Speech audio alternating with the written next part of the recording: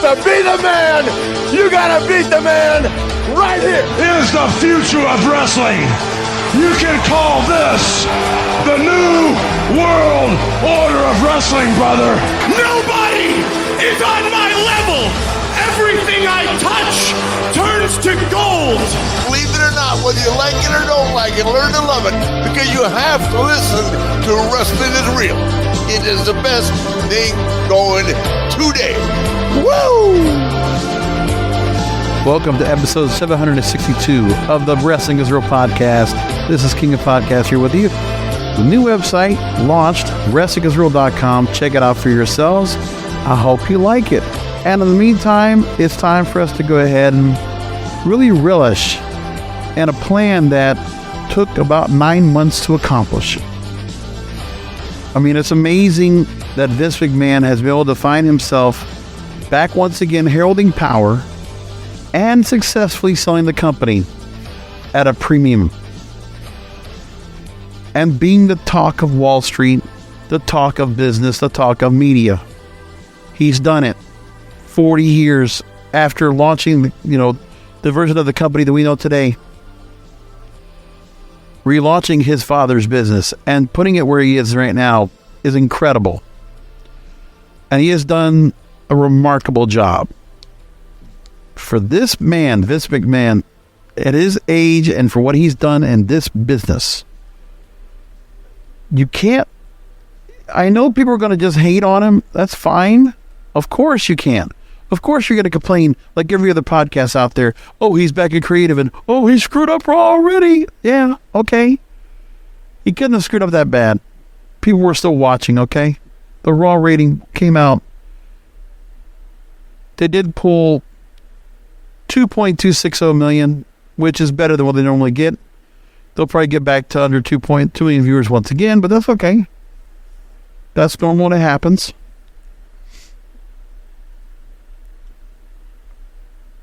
We'll talk a bit about what they've been doing with what they did with Raw this past Monday night. We'll talk about that. There's more to talk about as well, but either which way, look, everybody can go ahead and feel like they can be up at arms over Vince McMahon. He couldn't have done things so badly to screw things up, but that doesn't matter. Let's talk about the master plan. Set in motion. Remember, when we went to set in motion, this 77-year-old man was going through and being dropped, resigning as the CEO, right? Remember all of that happened. We went back and talked about that show, all right? Let me go back to that story. When things were at its worst, okay, Vince McMahon, on June 17, 2022, New York Times, stepped down as chairman and chief executive as the company's board investigating allegations of misconduct against him. Flash forward 293 days later, or 292, I guess you could say, or 291, as I record this program, and Vince McMahon is back at the helm. Back in charge. Because now, he's once again executive chairman. He's not the CEO. Nick Khan is president. But that's where we are. And everything changes. By Wrestlemania time, Vince McMahon sealed the deal. An almost 300-day master plan to get himself back in power and make a lot of money. The valuation of his company after the sale, $9.3 billion. He's not worried so much about the broadcast deals anymore, because now the ownership stake has changed. He doesn't own the company. He's not the outright majority owner. 51% ownership now goes to Endeavor, the new owner of WWE, World Wrestling Entertainment. Did it. The deal is actually worth more than $21 billion. And it's an amazing thing. The announcement made Monday morning. They already have a stock ticker symbol now, TKO. I love it. Great. For those of you that want to go ahead and wallow in the mire that Vince McMahon is in some kind of control again, I'm going to just try to put everything into perspective for you and give you the bigger picture. Because there has to be some podcaster out here in the wrestling world, and King of Podcasts, your old buddy King of Podcasts, is going to go ahead and set this straight. Regardless of what all the other outlets that will try to go ahead and explain things here to you, sure, Brandon Thurston is much better with numbers and getting all the extra stuff because he has some inside sources. Sure, Wrestlemania. Yeah, John Paul can give a good explanation. Sure. Dave Meltzer can give his own spin. Sure. The grassroots podcasters, you know, the JDs, the Don Tonys, right? The Busted Opens. All these shows can go and do what they want, and they can make their say to placate to your audience. But I don't need to go after a big audience because I don't need the big audience. I'm a niche wrestling program. But doing this for a long time, over 10 years. And when I see a move like this, I'm a media person at heart. I worked in radio, television, newspaper, and social media. And right now, digital broadcasting. That's what I do now. Podcasting. In its own realm. I see this as the power move. I see this as a 4D chess move. Everybody kept looking for the noise, not listening to the signal. And I said it back in January when we heard that the company was up for sale. What did I tell you? He's here for the sale. But now, I'll put it like this. You want to blame somebody about Vince McMahon staying in power, blame Ari Emanuel. Blame Ari Emanuel. He's the person that heads Endeavor that wanted Vince McMahon to stay on board. Obviously, during the sales talks, Vince McMahon was integral to the decision. But you know who did the job?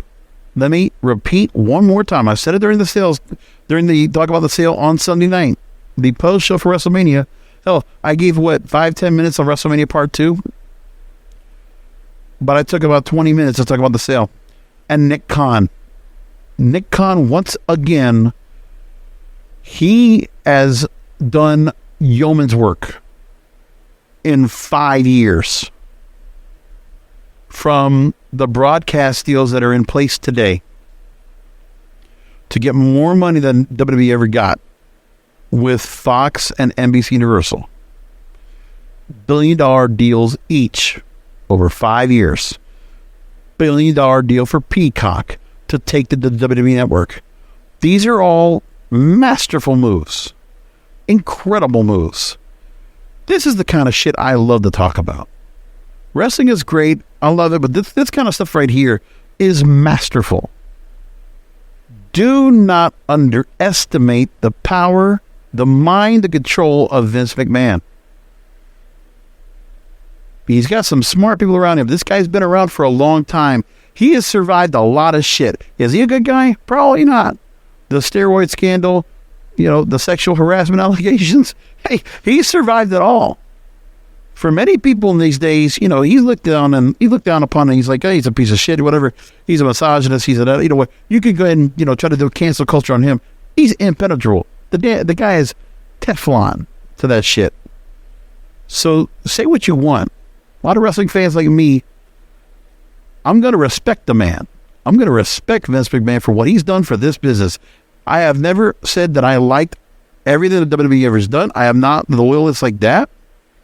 You know that since the beginning of this program, I've always said that when we had the Monday Night Wars, I was watching Raw.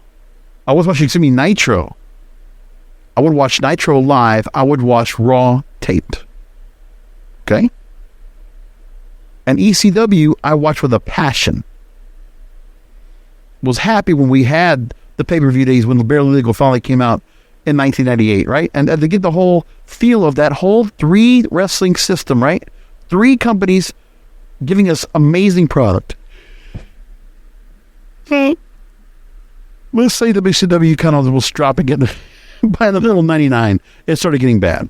Like basically after Ready to Rumble, things went to shit, right? After Bash at the Beach, Vince Russo, it went to shit. I'm just saying like that. But Vince McMahon surviving all of that, also almost losing the company because they were about to go bankrupt, thanks to WCW and Vince and Eric Bischoff. Eric Bischoff wishes he could have made a deal like this. Eric Bischoff and Jason Hervey, they probably are like smacking themselves over the head. Eric and Cody Wyoming, he might have his book, he might have his podcast, he might have his adulation of fans, but Eric Bischoff must be saying, motherfucker, the old man did it. And he did. So back to June 17th, 2022, right? And the vile and vitriol that the folks at the Wall Street Journal, the New York Times, and all these other outlets, they were just hoping to see Vince McMahon go down in a blaze of glory. They wanted it so bad, and they didn't get it. And I knew it too. Remember he went on Friday Night SmackDown, the last appearance. Are we going to see this man? Are we going to hear the last of him? I'm here simply to remind you of the 4 words we just saw. Then, now, forever, and together. He was doing an FU to the people and then the media and the others that were looking to go in the board of directors to take the man down. And to the credit, I will give credit to Triple H as head of the day-to-day TV product, alongside with Nick Khan's running of all the day-to-day operations of the business as CEO, with Stephanie McMahon being there for a while until she left in January. And now we're here. And you know what? Stephanie probably won't come back to the company. I don't know what kind of role she'll have if she ever comes back, or she does want to come back. But the McMahon family are not the end-all, be-all of WWE anymore. This is a completely different Leviathan right now, a different behemoth more than anything else. The timeline is incredible. And so we move all the way up to now, and we look at the New York Times article for April 3rd, 2023, fresh off a successful WrestleMania 39, announcing they were going to go to do WrestleMania 40 in Philadelphia. And they make the story here about off stage of WrestleMania, bankers and executives huddled in conference suites at the stadium, putting the finishing touches on a new plot for the future of World Wrestling Entertainment. Endeavor, entertainment colossus run by Hollywood power broker Ari Emanuel, was finalizing a deal to acquire W.W.E. and merge it with Ultimate Fighting Championship, the combat sports league Endeavor owns. WWE and UFC under the same company. News of the deal aims to create a new public company worth more than $21 billion. Now, if you want to compare that to, there's a lot of media outlets that are not worth that much. But that's some Fox is not worth that. Fox, the network, is not worth that much. I just saying, there are a lot of media companies that don't have that kind of valuation. So the second night of WrestleMania, Ari Emanuel is in attendance alongside Vince McMahon, and the company officially announced a deal Monday morning. The yet unnamed firm, whose stock will trade under the symbol TKO, will be a juggernaut in live entertainment and combat sports. Deal is expected to close near the end of the year, pending regulatory approval, which, by the way, there's a lawsuit already out there trying to stop this. Not going to work. Endeavor will own 51% of the company, and the existing shareholders will control 49%, which includes Vince McMahon. But I'm sure he's going to earn stocks in the new company. And that's where he's going to get his money and his power as well. Once Endeavor and WWE combined to create this valuation of a major media conglomerate. Mark Shapiro is Endeavor's president and chief operating officer. He will have those roles in the new company, handling both the UFC and WWE. Infusing UFC with WWE, Emmanuel and McMahon are betting that traditional TV companies and video streaming giants will continue to pay top dollar for the rights to show live events. Sports is sports.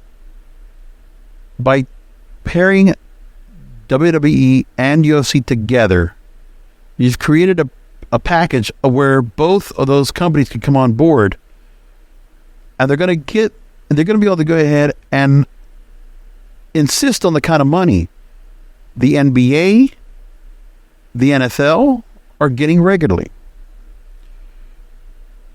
And we know that companies right now will pay top dollar for scripted and unscripted fights, and will pay for the rights to show live events.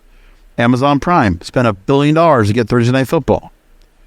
There are new broadcast deals in place for college football that are just massive among ESPN, Fox, and others. Same thing goes with the NBA, looking to get their TV agreements set up. The NFL, as I just said, now they have YouTube TV carrying the Sunday ticket package away from DirecTV, and that will come in with a price tag of $2.5 million annually, an increase of $1 billion to the previous deal with DirecTV. The NBA is expecting a sharp increase in fees after TV agreements expire following the 2024-2025 season. And the fact with cable and deep-pocketed tech companies is behind the ballooning costs. Viewers are abandoning traditional television. Live events like NFL games and WWE matches continue to draw big ratings. That's what's helping to keep cable alive. Because for what it's worth, on cable, WWE still gets almost 2 million viewers for their programming. Nothing even comes close on cable. Only a few things even do. Meanwhile, tech giants like Amazon and Alphabet are using live sports to draw new subscribers to their services, creating a bidding war for rights. The tech companies are putting the money down for themselves. Not on streaming, but on live events. Now, UFC's contract with ESPN ends in the next few years.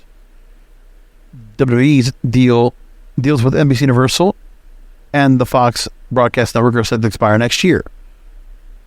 So, who knows if Endeavor decides to go back to negotiating a new extension for UFC and negotiating for WWE and putting them together. With WWE and UFC no longer competing against each other, now they're parallel. They're even forces. They're not going to go ahead and be there to give two options for the same audience that coveted a men's demographic, a young men's demographic at that, to get onto this. Let's talk about Ari Emanuel. He's a workaholic Hollywood talent agent who rose from the mailroom to become one of the entertainment industry's most important figures. He will be the new chief executive of the company, will keep his chief executive title at Endeavor, which will continue to own other businesses, including the William Morris Endeavor Talent Agency and the Professional Bull Riding League. And Ari Emanuel, to his credit, has done his own set of work. I mean, he's very much a visionary, a trendsetter, much like Vince McMahon. Like, these two guys they must appreciate each other and what they do. It's incredible work, what he's done. And he's 62 years old, by the way. He's still quite young.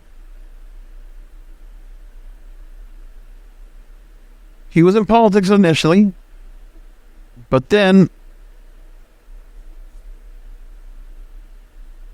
his main part over the last decade plus was being a partner at Intertalent and a senior agent at ICM Partners, a big major talent agency. He's been described as a mogul and a power player in Hollywood. He's been named to Fortune's Business Person of the Year list. Fortune magazine in 2013 called him one of the biggest guns in the consolidating entertainment business. So he's been doing this for over a decade. So when you look at what's been shown, I mean, he's been parodied. If you maybe remember the Larry Sanders Show, Bob Odenkirk's character, Stevie Grant, was basically molded after Ari Emanuel. How about Ari Gold on the show Entourage? Same idea. Emanuel served as the Live Nation Entertainment member board of directors since September 2007. Live Nation is the big concert venue. You know, they run all the concerts out there, a lot of live events. And he's also co-CEO of IMG, of global sports, entertainment, and talent management company in New York City. This guy's just got a lot. And so what it's worth, Ari Emanuel has done a lot of work. He was instrumental for shaping the 2009 merger of Endeavor Talent Agency with the William Morris Agency, which I said on Sunday was one of the biggest talent agencies in the world for Hollywood and for entertainment, for movie actors, TV actors, and the like. Everything ran through William Morris. It was the place to be. So remember, June 17, 2022, Vince resigns. Stephanie resigns January 10th, 2023. The sale rumors started coming into play going back to February 21st. And remember, we had heard things about Endeavor on the earnings call by Ari Emanuel himself.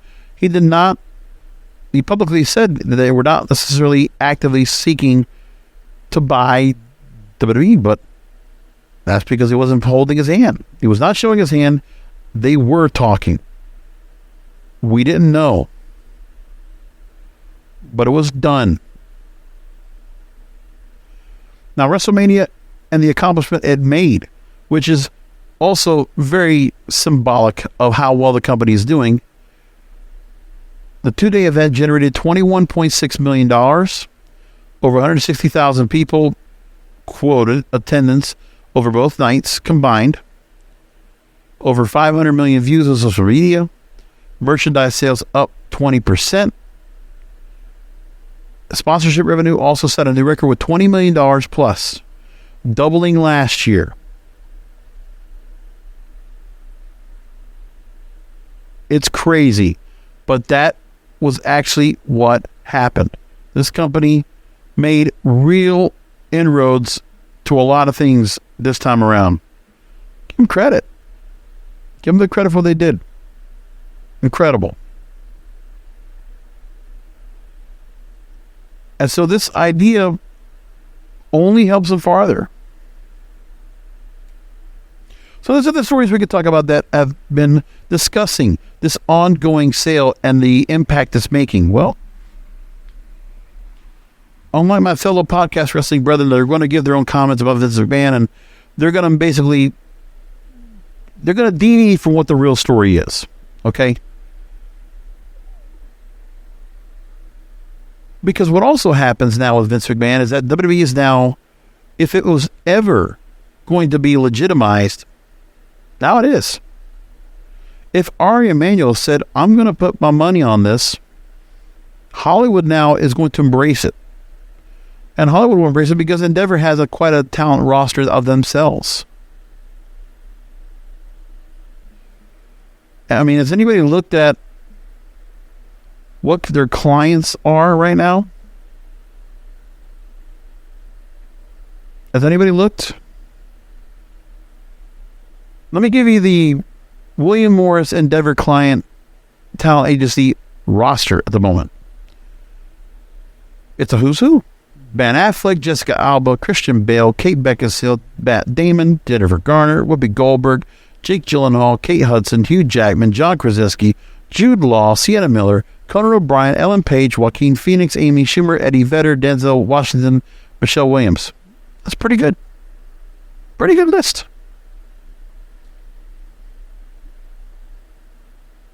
We can also give another sampling of clients. This is from Variety.com. Now, this might have changed a little bit, but, you can still look and see what there is. Mel Gibson's been part of that. Richard Gere's part of that. Brendan Fraser, Tommy Lee Jones, John Travolta, right?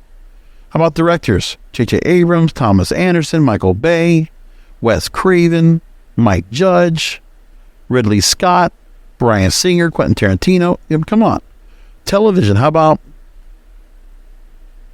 Paul Feig, Lizzie Lincoln Glatter? I'm looking at other names that I noticed. Trey Parker, Matt Stone, that's of South Park fame. A lot of TV hosts, music and publishing. You're talking about musicians. You're talking about, at one point, Whitney Houston, Eminem, 50 Cent, Foo Fighters, Brooks and Dunn, Michael Bublé, Taylor Swift, Weezer, Kanye West, among others. There's a lot. Powerful agency that WWE is now a part of. Dana White's going to continue to keep the role of president of UFC. Nick Khan will be chief executive of WWE and will stay on as president. So Nick Khan was the CEO. Now he's going to be president of the company on the WWE side. Stephanie McMahon will not have a role in the company. WWE's chief content officer, also known by Triple H, Paul Levesque, will continue to work in that capacity. So Triple H is staying on board. We saw him on TV. Keep that in mind. And the money that's behind this, let's talk about that. So the valuation for UFC, Endeavor and its backers purchased for about $4 billion in 2016. WWE was seeking about $9 billion in a deal, and the all-stock deal values UFC at $12.1 billion now. WWE at $9.3 billion.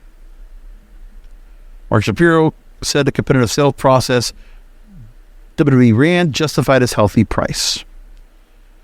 And there was an interview where Ari Emanuel was enthusiastic about the possibility of creating shows and movies from WWE characters, calling them superheroes. Yes.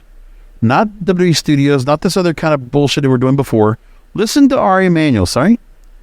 He described the company's intellectual property rights as some of the greatest IP in the world.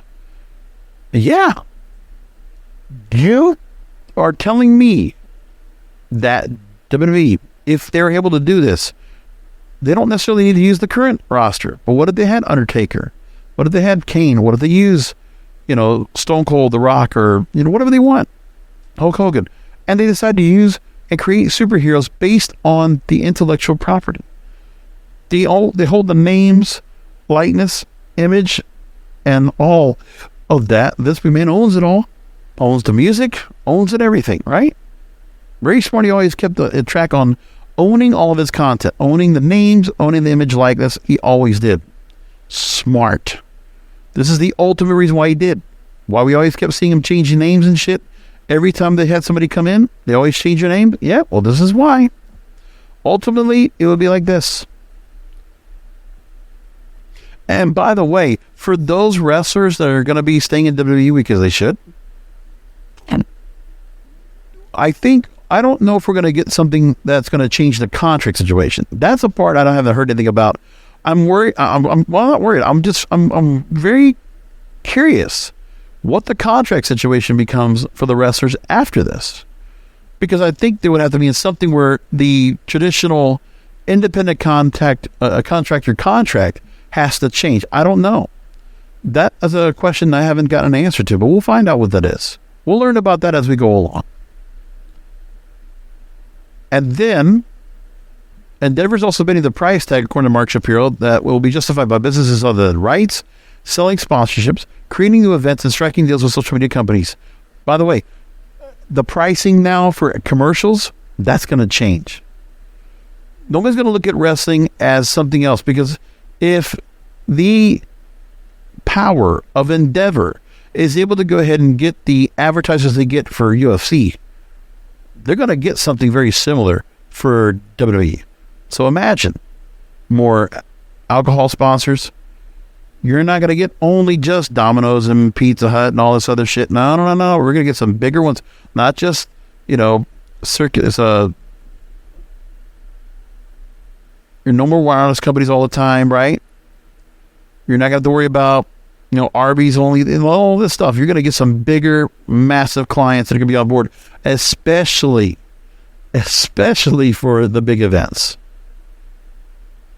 And then the way they're going to be able to promote this. The other thing everybody was asking about, are they going to do premium live events?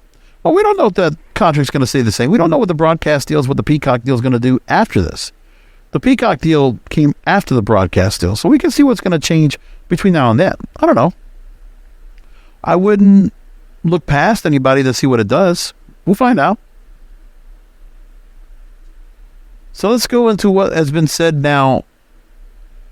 Mark Shapiro spoke with Sports Business Journal's John Rand and says that, quote, "We're going to run the UFC playbook. The opportunity to put Vince McMahon's creative head with Dana and Ari is going to create a significant amount of value for shareholders. We don't know where Dana White's going to be involved in this, if there's going to be some kind of a chance to see some kind of cross-promotion, right? Now you can see UFC stars appear on WWE and the other way around. That can happen. What about certain wrestlers that might want to go compete in the UFC? They could probably do that too. And what would that say? Imagine that dynamic right there. If you have certain stars, I'm going to tell you like this. Watch. Work with me on this. Just for shits and giggles. What if Matt Riddle decided, hey man, we're under the same umbrella here. I want to go work a UFC fight. If Matt Riddle took time off to go work UFC, work a match. If Brock Lesnar, per se, maybe he's too old for it, but what if Brock Lesnar wanted to come back and he wanted to work UFC again? They're under the same. And by the way, Brock Lesnar, how does he not go? Do you ever think he's going to go away? He's with two of the brands that made him buku money. Brock Lesnar, and think of the stars they can get now. Okay? Think of the contracts they can really put out. If they wanted to get celebrities or they wanted to get athletes to come in and work in WWE, right? They've already proven that. Look, you see Logan Paul, Bad Bunny, and you see other stars that are trying to work their way in. Dwight Howard wanted to get a little involved, right? Imagine if they were going to do something to get some of these other stars to come in. Get other athletes that can come in and bring them on board. Or celebrities. There's so many things that can happen here. The sky is the limit. Because both of these brands can do a lot for each other. And dare I say, the UFC fan and the WWE fan, if Endeavor is able to pull the impossible and make it where WWE and UFC are coming out of the mouths of all these fans. If UFC fans and WWE fans have always been kind of separate, right? With a little bit of, there's been some integration.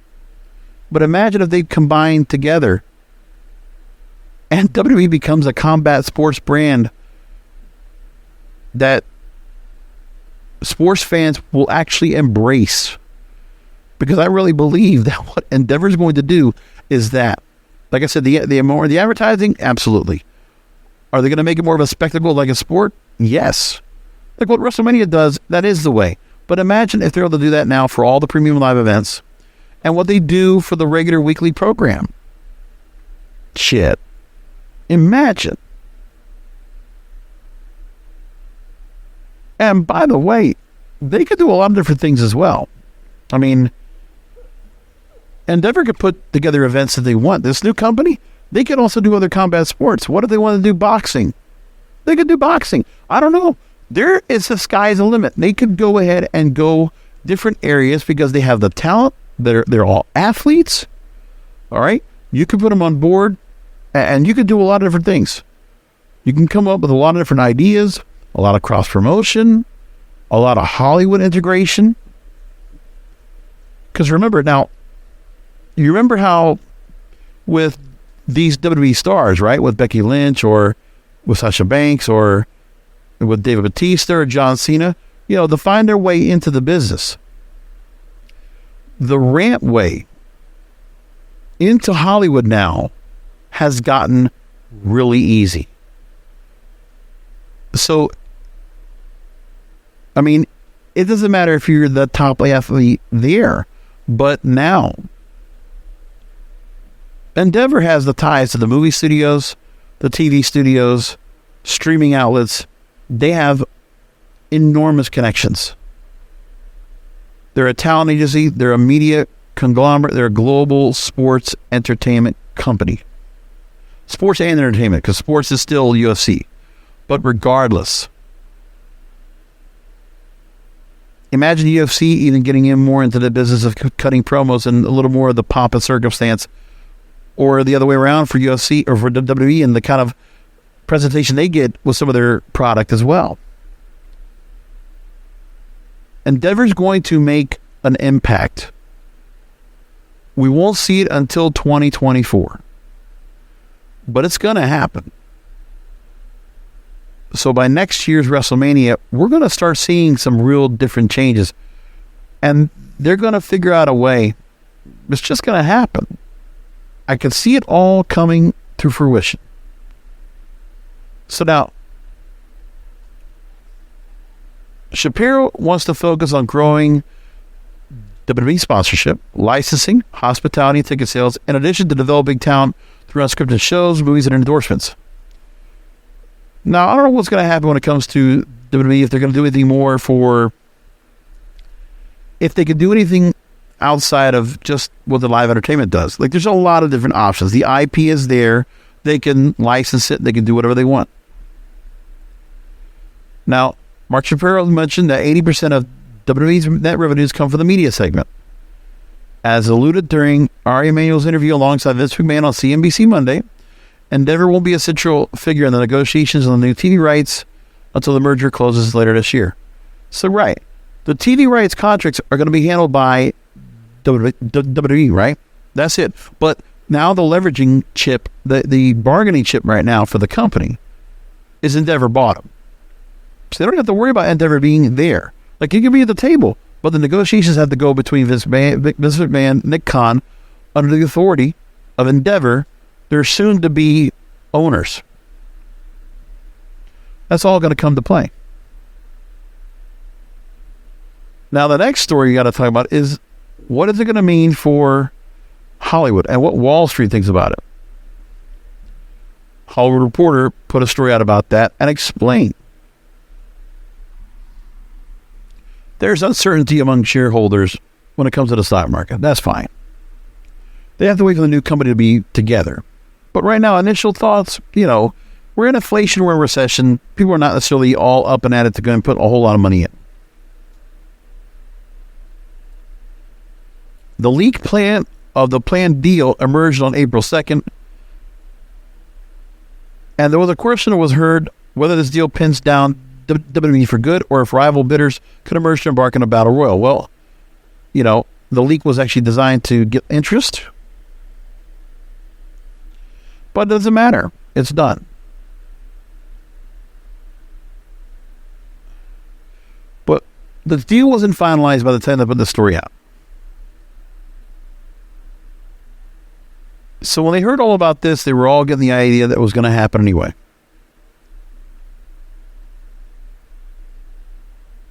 Endeavor CFO Jason Lublin on Monday touted that the combination can secure $50 to $100 million in its annual operating synergies, thanks to the model of the UFC. Now, what does this mean for the rest of the Endeavor portfolio? Because now you have WME, IMG, On Location, and Open Bet. So the report was saying that the core Endeavor business is going to be remaining extremely solid. The talent representation industry is consolidated. Demand for content is growing ever by the day. The live events business is also doing well, suited in a consumer environment that's shifting towards spending towards experiences. The company's betting business can thrive as legalization expands across more states. But simply, the Endeavor core is a solid, steady, highly profitable, and growing entity. They're in good hands. Period. And by the way, Vince McMahon, no matter what, is going to be paid well. Here's one thing about where McMahon was able to keep his current title at this expanded company. He entered into an employment agreement with WWE effective March 29th, pursuant to which, retroactive to January 9th, serving as executive chairman for a term of 2 years. The contract includes automatic extensions for additional 1-year terms unless either the company or McMahon provides at least 180 days notice of non-renewal, 6 months. But if McMahon gets terminated within the 2-year period following a change of control deal, like the UFC combination, he's eligible to get a big payout. The master plan, sealed, signed, delivered. Signed, sealed, delivered. Done. He did it. And for those that did not realize it could be done, you know what? Pay respect to the devil. Because Vince McMahon, before there was MJF, is Vince McMahon. Now, Vince McMahon is not the only one that benefits greatly off of any big payday. No, Triple H and Nick Khan also very much benefited. Sean Ross Sapp of Fightful.com says that Nick Khan received a $15 million bonus, and Triple H landed a $5 million one in light of their significant contributions to the company prior to and in connection with the transactions and to promote retention. Pretty nice paydays for the sale. Quite good for them. And Joseph Staszewski, if I'm saying his name wrong, I'm sorry. It's a Polish name. It's tough. He says it the right way as well. Vince McMahon, Staszewski, that's got to be how it's said. Vince McMahon found the perfect partner to solidify his return to power, which is what I said. It took just 4 months for him to get the right price and the perfect partner. Did it. Vince McMahon, by the way, with a mustache, he looks like Snively, right? Or not Snively, Dick Dastardly of the Hanna-Barbera cartoons, right? You know, the space race and all that kind of stuff. That regular recurring character with Muttley at his side.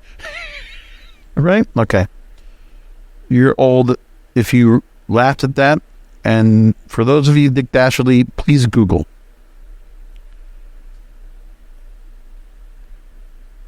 Emmanuel thrilled to keep Vince around. And that's what Emmanuel said to CNBC. Him now being able to utilize what we already built in our flywheel, I'm the luckiest guy in the world because I got Vince McMahon, a visionary who sees around the corner. I got Dana White, and what we've built, that's pretty unstoppable. It's true. He's not lying there. Now, with the UFC, they have taken a mostly hands-off approach, and that for the case right now, Emmanuel will do the same thing with WWE. It's funny that Joseph writes this here, but yes, wrestling people running a wrestling company is always the best, Pauls. As we learned from the AOL Time Warner merger in 2000 with WCW, they contributed to pulling out of business. This is true. Endeavor already has had success growing the UFC.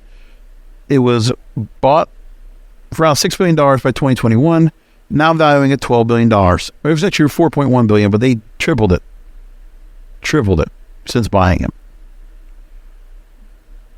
The deal opens up a giant new toolbox for WWE with the combined media rights and licensing power, as well as making any talent crossover opportunities that much easier. A couple of names already even considering it.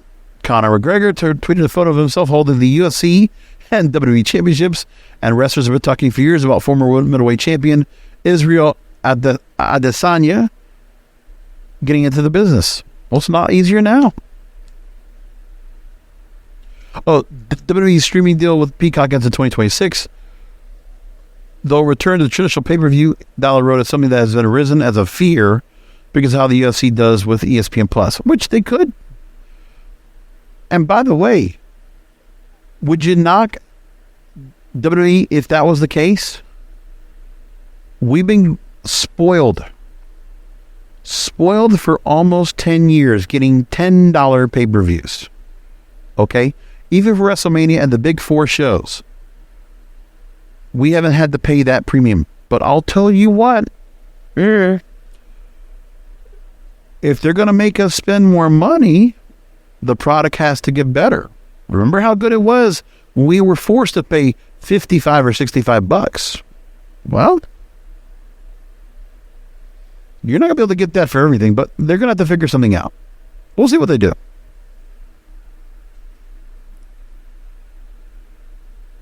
Also, the point is, Vince McMahon seems to always find a way to come out on top, whether you like it or not. And that is the way I'll close out this portion of the main rant of the program tonight, because that's how it works. Vince McMahon did it. Give him credit.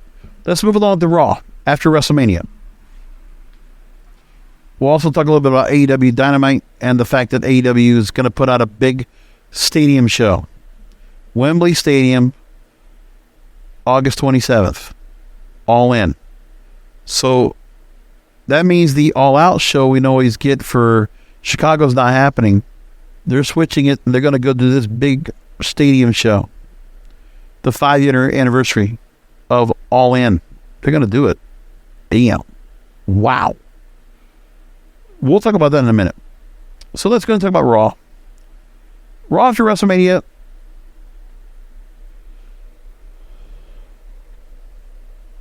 Triple H opens the show after a long package. There wasn't much to be said about that. He introduces Roman Reigns, and then we get the whole deal with Cody setting up a match where he was not going to get the title rematch against Roman Reigns, but decides, I still need to fight you some way, somehow, so let's just do a tag team match. And Brock Lesnar comes out to support Cody Rhodes in a tag team match main event later in the night. Okay. Just a quick reminder that I told you from the show on Sunday, I'd have a problem with Cody Rhodes not winning the title here. It's not so much about Cody Rhodes. This is where the Triple H loyalists, the fans like that, they're all kind of concerned with the fact that they want Cody Rhodes. They can get the feel-good moment. They should have gotten that from Triple H, but they didn't. And Cody Rhodes not winning here, some people can say, well, this is what he gets for going from AEW and moving back. He doesn't get to win the belt. Doesn't matter. It's not about Cody Rhodes. Cody Rhodes will get the belt. It's about Roman Reigns. The Bloodline storyline is not old. We're not tired of it. It's not time yet.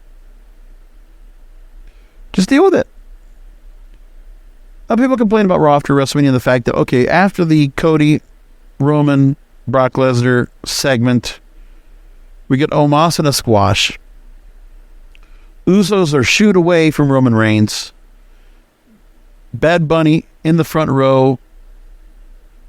Talk about how he's going to be hosting WrestleMania, or he's going to be hosting Backlash in Puerto Rico. Not WrestleMania Backlash, but Backlash. Puerto Rico, we're going to have that coming up. That's going to be great. Then Rey Mysterio against Austin Theory. Impromptu match. Dominic Mysterio tries to attack Bad Bunny, and Mysterio comes in and messes with Rey so that Austin Theory wins, right? Kevin Owens and Sami Zayn, they take all Street Profits.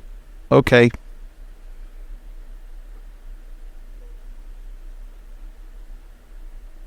Seth Rollins made an appearance. Bobby Lashley says he has a lot of pent-up frustration. Now they have Bronson Reed going into a program with him, trying to say that he's like the pupil, he can school the teacher. And Reed is teasing he's going to go after Bobby Lashley. That's the next person to go up. So Lashley and Ali, glorified squash. Reigns and Heyman backstage. Roman asks Paul if he knew that Brock Lesnar was going to be here.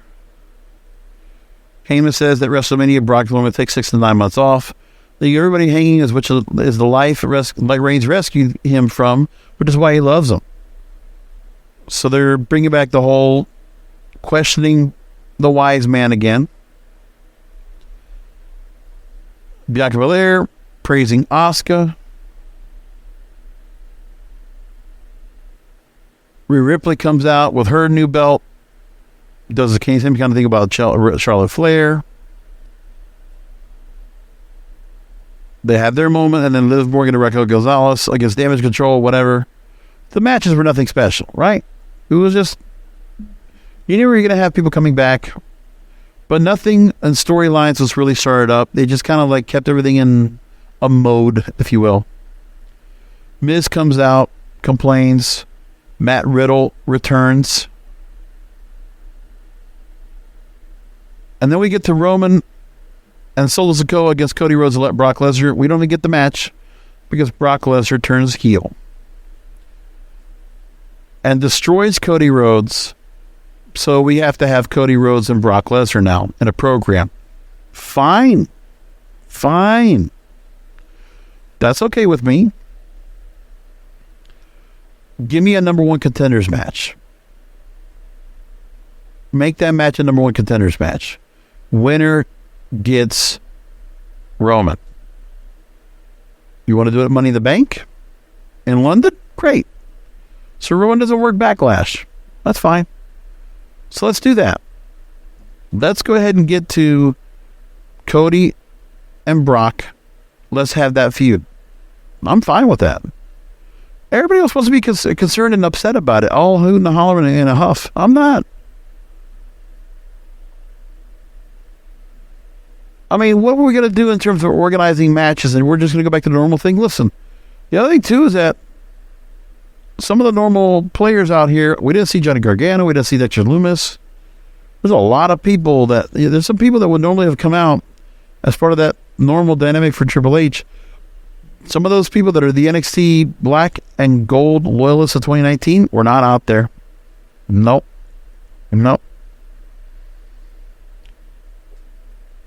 Still have to see what they're going to do.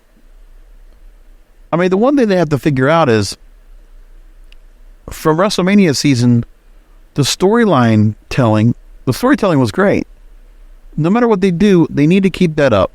And if Vince is somewhat embedded in the creative process again, he said he was only going to be on the major oversight and Triple H was still going to have control. Well, I don't know.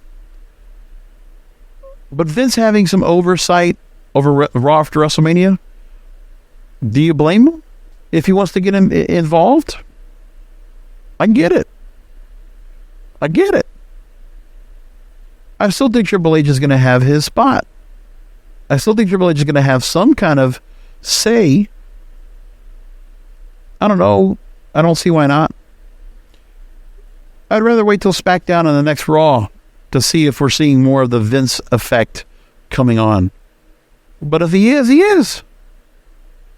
The only thing I want to ask if Vince is back in some kind of control is keep the continuity together and keep the storytelling going.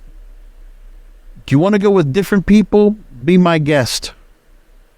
Be my guest if that's what you want to do. But the continuity, can we keep that? Can we stop doing the last minute rewrites? Can we stop that shit? I'd like that. And as for the storytelling, keep the Bloodline storyline going up. Keep the continuity up. So Rob Free, if you're still there doing this kind of thing, please keep this up.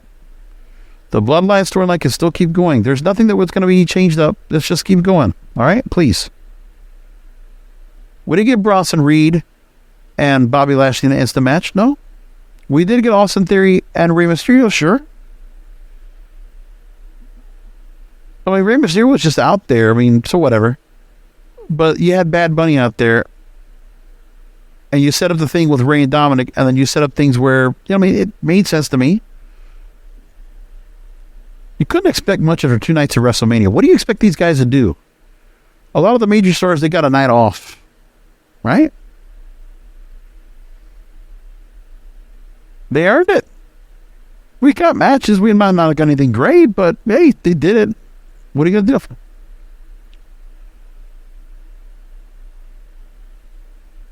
Okay, let me go and get 2 more things wrapped up. First of all, MJF Day and him singing Pennies in Heaven. Hilarious. I loved it. I love that segment. I love the continuation of the Pillars and what they're doing with that. I think it's fantastic. I love it. To keep that going, FTR winning the tag team titles tonight over the Guns. Love that. Keep that going. Sammy Guevara now shitting on all the other pillars. That was pretty cool. AEW getting a big signing this week where they have now hired former WWE Vice President of Communications Adam Hopkins. It's one of the longest tenured employees of the company. He joined as part of the fan services department. He's held titles like Manager of Media Relations, Director of Communications, and Senior Manager, Public Relations and Corporate Communication in WWE, right? So there's that. And then we have the announcement of AEW All In. Tony Khan, when he does say he's going to do an important announcement, for the most part, he really does. So no All Out. We're not doing that this year. Instead, we're going to Wembley Stadium in London. Remember SummerSlam 90? That's where it was held. Wembley Stadium is held. Major music events and a lot of soccer. This is a big deal. The first stadium show for them. They're going to do it. And with that, it's going to be celebrating Warner Brothers' 100th year celebration. Tickets will go on sale Friday, May 5th at Ticketmaster.co.uk and LiveNation.co.uk. It's the debut in the UK for London. Shit. Tony Khan hitting a lot of big home runs with this. First time overseas. A real big moment. Could this show be the size of WrestleMania? We're going to find out how that looks. That looks impressive. They did it. They did it. I'm so impressed with what they did. And by the way, AEW has great TV viewership in the UK. They reached 2.8 million men on ITV platforms in 2022 and increased it by 45% among men 16 to 34. They got an audience out there. They're going to probably do really well. So, AEW All in London at Wembley Stadium. And by the way, quite a few British stars under the AEW guys. Nigel McGuinness just joined them now. An announcer effort for Ring of Honor. Pac, Anthony Ogogo, Jamie Hayter, and Saraya, by the way. They're all British stars, all making their way over here. Well, Saraya is UK, but not necessarily Britain, right? I get that. Yeah. Okay. But there you go. Great move. We'll keep an eye on what they do with the event and what's going to lead up to it. By the way, it's the first professional wrestling event at Wembley Stadium since SummerSlam, 1990. AEW making a big splash. That's pretty good.